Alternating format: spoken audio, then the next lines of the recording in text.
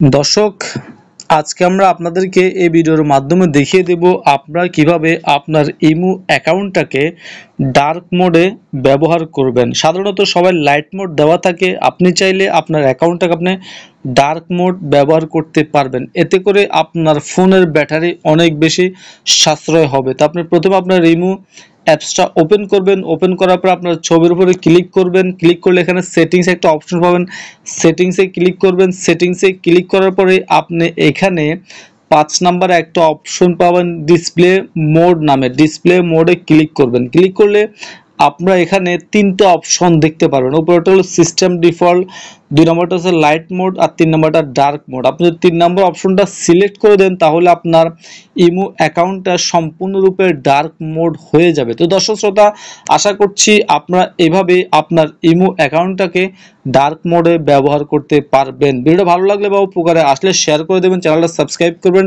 Facebook পেজটাকে follow দেবেন। আজকের মধ্যে এখানে বিদায় নিচ্ছি। আল্লাহ হাফেজ।